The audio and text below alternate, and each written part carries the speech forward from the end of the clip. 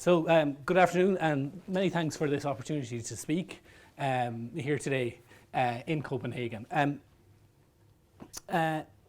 going to speak about match fixing in a general way and kind of set the scene for the other speakers that follow today. And just to start off, if you like, I want to quote from a very famous American football coach called Vince Lombardi, who's one of the most famous American football coaches. And the thing that he said was, it's a very famous quote, "If winning isn't everything, why do they keep the score?" And I suppose what I'm going to say today, and the premise of my paper today, is if the result is fixed in advance, why do we keep the score? And that's, I think, the central premise, because match fixing is a form of corruption, and it robs sport of a core element of its attractiveness, which is its controlled, competitive unpredictability. If we don't believe what's happening in the park behind us here, well, why do we turn up? Why do we sponsor it? Why do we keep it on TV? And I think that's a core part of really what I'm saying today about match fixing. And I'm going to talk about 4 or 5 things in a very straightforward way. First of all, match fixing is said to be a threat to the integrity of sport. And I want to talk about that word, integrity. I want to give you some context of what you're dealing with when you're talking about the gambling market in sport, and the size of it, and the money flows through it, and potential dangers from money laundering. I want to speak about that. Next, just a little bit about online gambling, because that is something relatively new and poses its own particular dangers. And lastly, to talk about how these risks to sport have been measured, are being assessed, and are being minimized in conjunction with the regulated betting companies. So that's the kind of the core points that I want to make. And I suppose before I make that, I want to give you 2 kind of contextual points. And that is, the first is, it's seen as a threat from the East. And Declan will speak about it in more detail. That there are certain jurisdictions in Southeast Asia where betting is not hidden, it's quite open, but it's not regulated in the way we see it. And that there are criminal syndicates there reaching across, in football terms, mainly to Eastern Europe, and targeting referees, officials, and players in fixing matches. And we have seen that in the Champions League and in the Europa League. And this is, as the president of the IOC said recently, now the #1 integrity threat to sport. And that's something that we have to think about. And the second kind of contextual point is, we talk about this threat from the East as if it's kind of distant. There's also a threat from within. And we've seen in Denmark this year the first criminal conviction for match fixing. All right? And this weekend, or the weekend coming, there will be a big English Premier League game. Manchester United and Liverpool. 2 mid-table, mediocre teams. All right? 100 years ago, they were involved in a fixed game. 50 years ago, 3 England internationals were jailed for match fixing. And last year, about a dozen players in the lower divisions were prosecuted for match fixing convictions. There is a threat from within. And I think the key point that you have to note is not only is there a threat from within and this threat from the East, but there's a link now between the both. Who links it? Who are these intermediaries? Is a key threat for sport.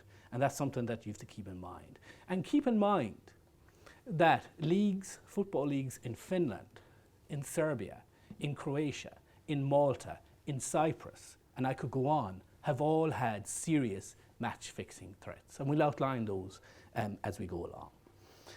All right, so there are the kind of 2 general points that I want to make before we kind of go into a little bit in more detail. And the first point that I said that I talk about is this phrase called integrity. And why is match fixing seen as a threat to the integrity of sport? And I just want to kind of talk about that because it gives a nice kind of an overview. When we talk about integrity, we talk about kind of morality and all that kind of jazz. You know, it's always difficult for lawyers to talk about morality and ethics, but you get the point. But when we're talking about sport, when sports organizations talk about a threat to their integrity, they're talking about a threat to their brand. If you don't believe, as I said, what's occurring on the field of play, spectators drift away, sponsors drift away, TV money drifts away. And that is why sport takes this threat to its integrity extremely seriously. Corruption corrodes very, very quickly. All right? And I'll give you a very practical example. You're all sports, most of you are sports journalists here, so you're sports nerds, okay? 50 years ago, 1965, what would be the big sports event that you would be talking about? What would be it? Don't look it up. It would be Muhammad Ali and Sonny Liston's second fight, the Phantom Punch. That probably was rigged. All right? That fight would have dominated sports talk in 1965. It was for the WBC Heavyweight Championship. Who is the current WBC Heavyweight Champion of the world? Anyone know? It's not one of the Klitschko's. Does anyone know without looking it up? And that makes the point.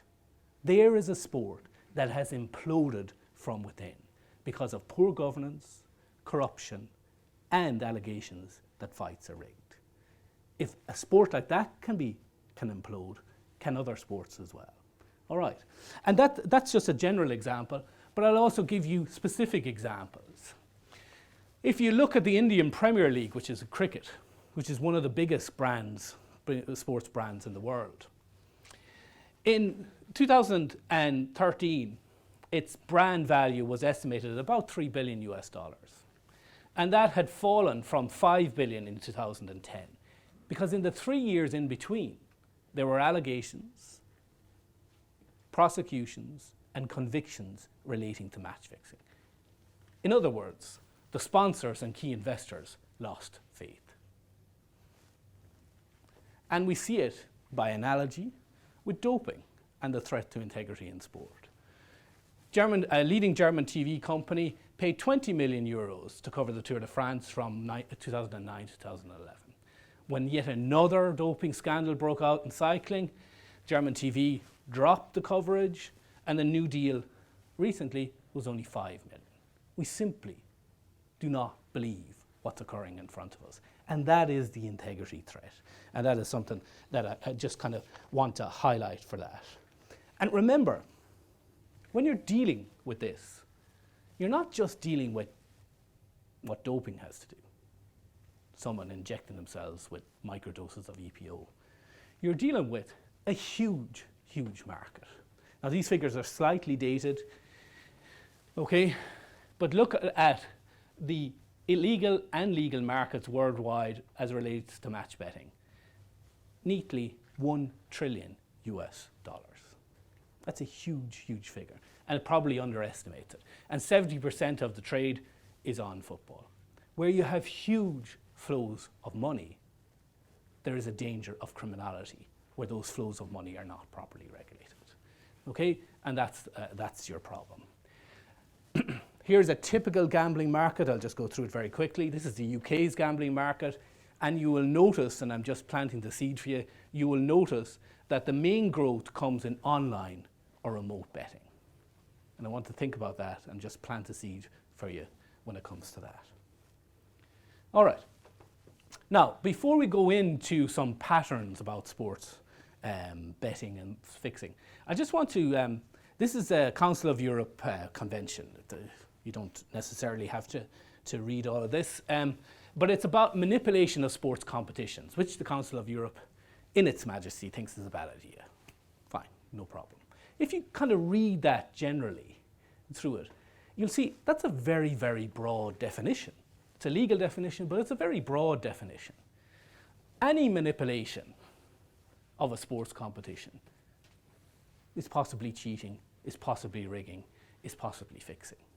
But the point that I want to make to you, and this is, I think, important from this seminar, is that you've got to differentiate between cheating in sport that is done for sporting, if you like, purposes, and I'll explain what that means in a second, and cheating that is done for financial advantages on the gambling markets. There is a big, big difference. Okay? The first one, which relates to sport. Now, I could give you a few examples of this, but I may shame you. Okay? Okay, we all remember, the older ones in the room, sorry, Germany and Austria in 1982. Okay? Was that fixed for financial advantage? No. For sporting purposes? Okay, benefited. In the Women's Olympics badminton from the last Olympics in 2012, we had certain nationalities deliberately losing matches to avoid playing higher seeds up along. Okay? In sport, they call it tanking, okay, where you deliberately lose to get a later advantage. It happens in American sports quite regularly, where at the end of the season, teams will tank so they get a better draft pick the next season. Okay, is that fixing? What about Euro 2004? Well, explain to me, Danish journalists, what about Euro 2004? What about that infamous 2-2 draw? When the Italian manager at the time, Giovanni Trapattoni, recognized that a 2-2 draw would fulfill both teams, he went, it will be a 2-2 draw. Does that say more about the Italian mentality or what happened in Sweden and Denmark? Okay? And now I'm not in any way saying it was fixed, despite the last minute goal.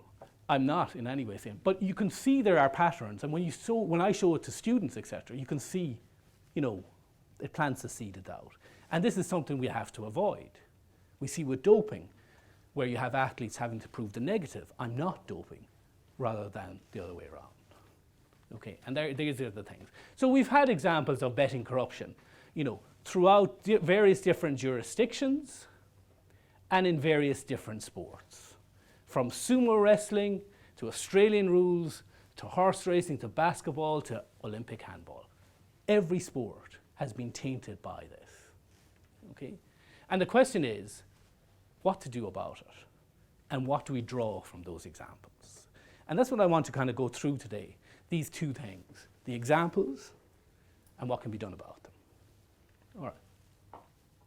Now, the first thing to say is that a key point within all this, and a key point to how the betting markets operate and how these criminals within it operate, is the more inside information you have, the better informed you are, and the better you can jump the markets. Okay. Are we happy enough with that? Who supplies that inside information? Players can supply that inside information. They can text from the dressing room. The striker isn't fit. We're changing our formation. Simple information. In cricket, they will tell you about how the pitch is, etc., etc. Simple inside information.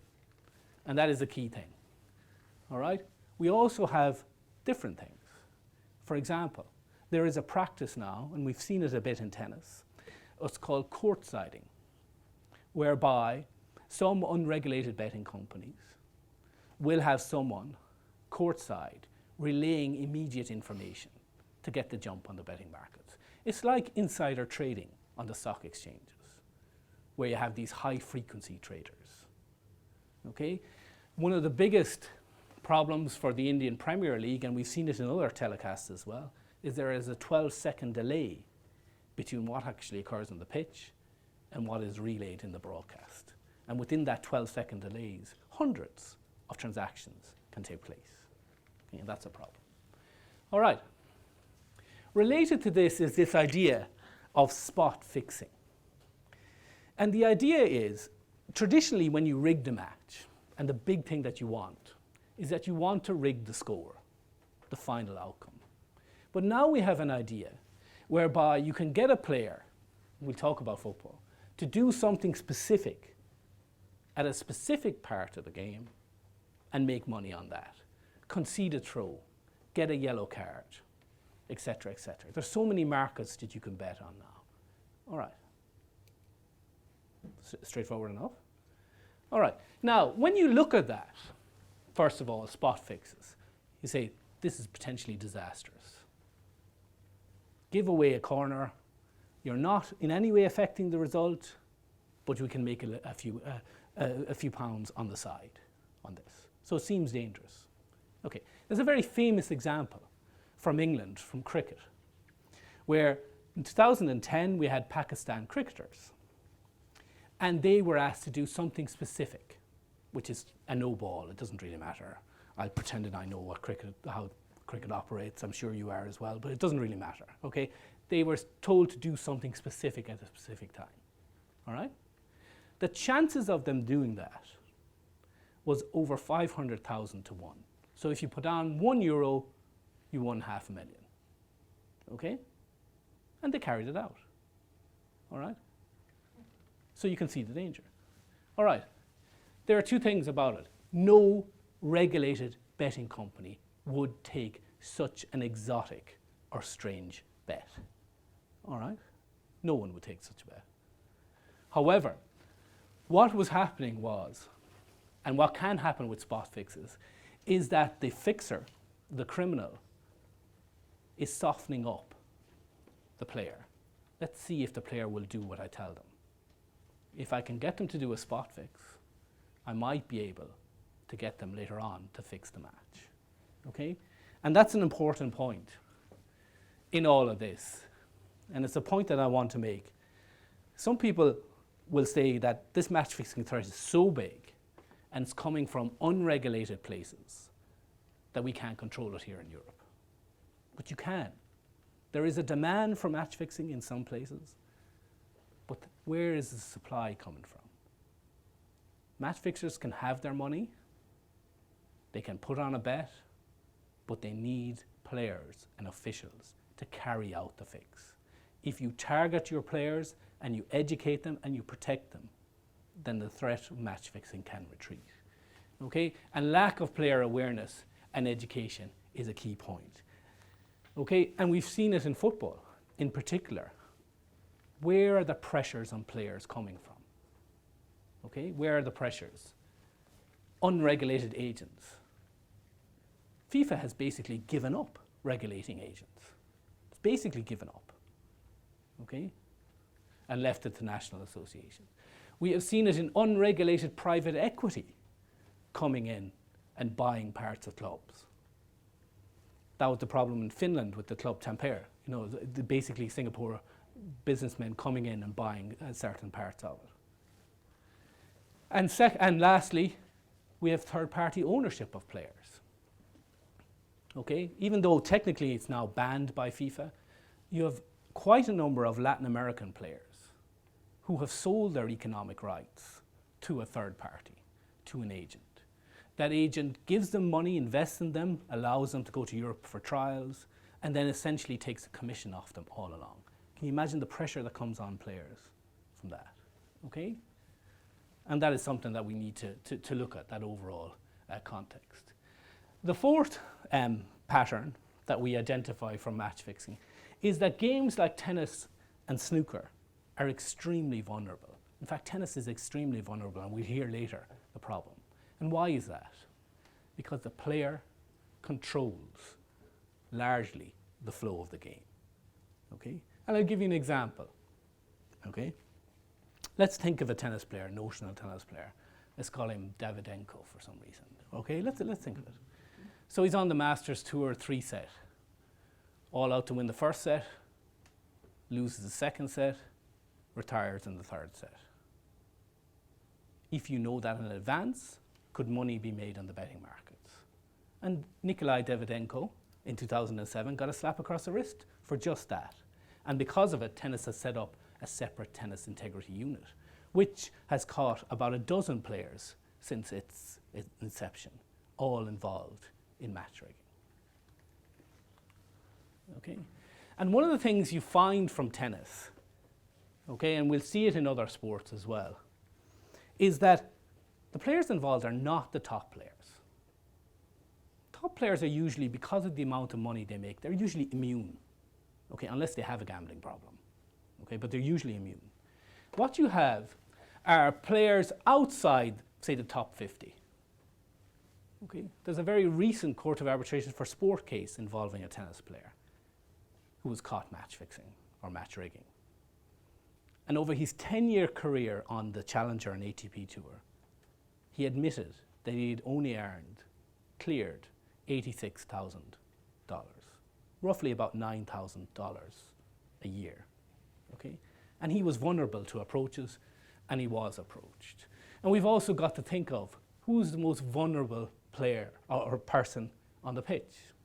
For example, in the England Premier League, players earn, on average, weekly, £30,000 a week, the average Premier League player.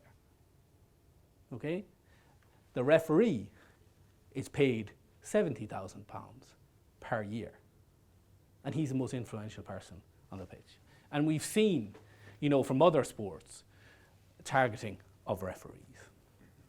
Okay? We've also mentioned tanking. We've mentioned it in the context of a sporting context, but there is also betting analogies as well. And in the 2013-2014 season, we have seen a major scandal in Spain with regard to relegation from La Liga, with clubs essentially selling their place. And of course, we've seen it in Italy for many, many years, including most recently in Serie B. We've seen this. And almost the mentality is, and this is a problem, almost the mentality is, and this is open in Italy, that coming towards the end of the season, if you're safe, you're neither going to be promoted or relegated. But one of the teams who may be promoted or relegated comes to you with an offer. Are you open to that offer? And evidence has shown over a number of years that yes, that may be the case. And that is a cultural mentality that is dangerous. Okay, other points that I just want to make very, very straightforwardly is the last 3 points, I suppose, are this poor regulatory environment within sport. A sport that is badly governed is vulnerable to corruption. There is no doubt about that. And that, of course, includes FIFA. A very simple example of that is in 2002, in the World Cup of 2002, which Ireland was at. I don't know, was Denmark at the 2002 World Cup? Anyway, the 2002 World Cup, South Korea benefited from a few pretty weird decisions. I don't know if you remember, particularly against Italy and Spain. And the Italians always alleged that there was a difficulty with whom appointed the referees. And they argued that and this has come out again this year, that they argued that you could trace the appointment of the referees back to a person called Jack Warner, who has been, well known in FIFA circles. All right? And they always, and you've got to think about that. The second thing is this manipulation of sports results for financial purposes. We'll talk about that in a second, as aggravated by online opportunities. Okay. And the point I want to make about financial advantage, and it's a point I've made earlier. We said that the global sports betting market is worth about US 1 trillion. Okay. Look at that figure up there. 400 million different sports betting odds movements every day. Okay, it's a huge financial services market. Very difficult to control the money that flows through that. And look at the both of these figures here and here. I can make these slides available to you. But both of these figures here and here about the money laundering that goes on, possibly through this sports betting market. 100 billion euros according to Sorbonne last year. And look at the winnings of fixed matches could represent about 7 billion euros according to Sports Accord. That is 6 times more than the total global trade in illegal small arms. That's the type of threat you're dealing with. That's why IOC and FIFA, etc., are seriously worried about this. All right? Okay. And it's a very simple, probably too simplistic, but it's a nice way of getting it across. If you are in one jurisdiction, Asia, and you have money made from crime, you place it on a sports betting market in a second jurisdiction, and you launder it through a third jurisdiction. And the bet you put it on is on a match that's fixed. You launder your hot money and you make a little profit on the way. It's a very simplistic way of looking at it, but it's the trouble with these figures here. Okay? And arguably, this has been aggravated by online betting. Online betting, the problem with online betting is it operates beyond jurisdictions. It can operate anonymously, or at least it's very, very difficult to trace the fixes. Okay? And also online, there's so many different types of betting. Okay?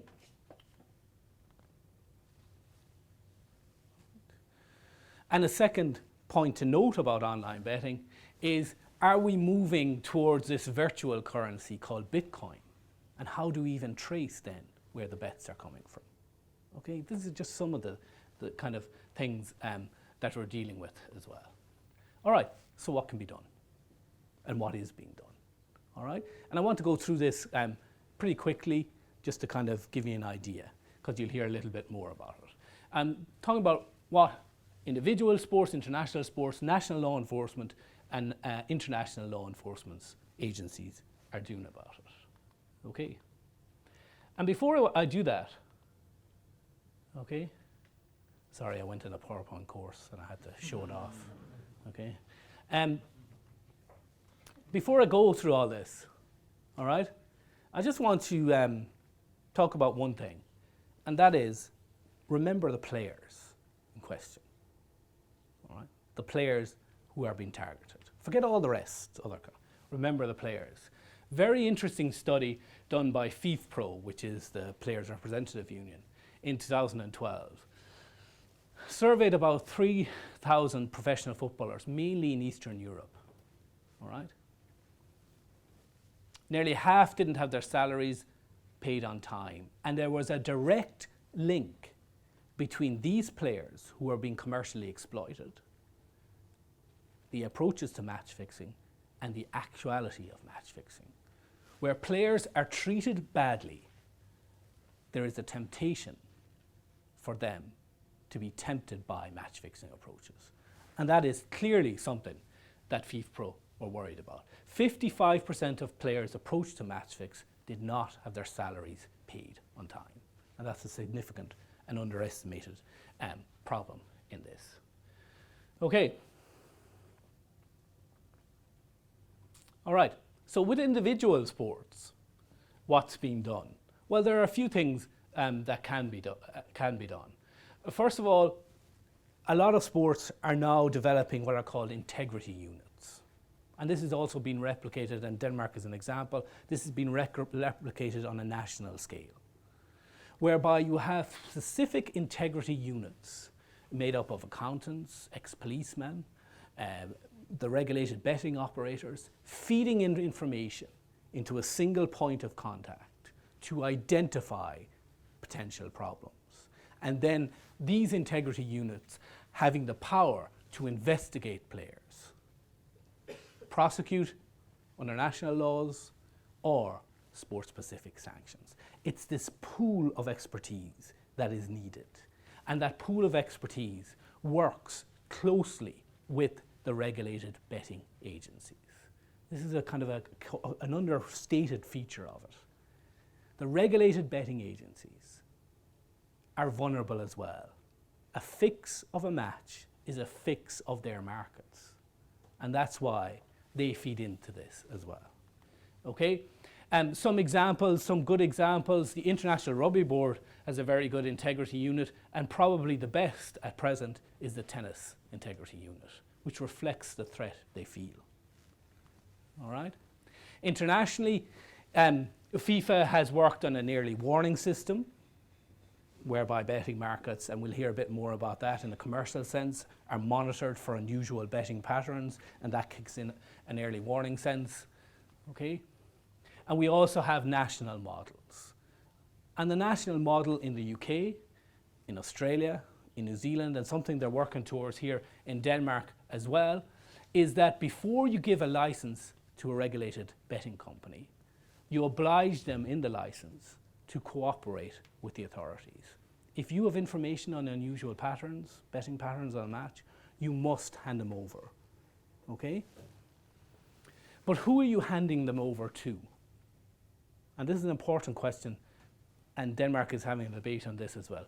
Who do you hand over that information? If I'm a private betting company and I have very commercially sensitive information on unusual betting patterns, okay? Place that to one side. If I'm the police and I have pretty sensitive information on organised crime being involved in this, do I want to hand it over to the Danish Football Association? With due respect to the Danish Football Association, do I hand it over to any sports body? Raw data like that. Of course I don't want to do that for various reasons. And therefore what many countries have established are specific sports integrity units who have the power, the authority and the competency to translate this information and punish people accordingly. And that's an important step, and that's all backed up by criminal laws which target specifically the match fixers. All right. So I suppose that's kind of my general point, and I just want to kind of give you a general point of introduction because I'm conscious it's coming up to 3 o'clock. I suppose we can kind of talk a little bit more in the panel about some of the points that are raised on this. But I suppose the 2 or 3 points that I want to make are, this threat is not as distant as it appears. It is very real. The criminal syndicates involved, and Declan will speak about this, they don't care about sport. They care about the profits that can be made with sports gambling as a conduit. Okay, that's the one point. The second point is, there has been a little bit of debate about whether there should now be a world anti-corruption agency for sport, rather in conjunction with a world anti-doping authority. You've no chance of creating a world anti-corruption agency. Okay, we can hardly agree on the doping standards without agreeing on what is bad or good gambling or regulated and unregulated. Okay, it'll have to be done first through national governments cooperating internationally. And the last point I want to make to you is, I suppose it goes back to, excuse me now for bending down, but it goes back to a quote and a paraphrase of Vince Lombardi, the coach I started with. And he said, you know, and I suppose it's just to paraphrase him, the perfect solution to match fixing in sport, I think, is not attainable. But as Vince Lombardi said, if we chase perfection, we can sometimes reach excellence, and excellence will do fine. Okay? All right, thanks very much for your attention.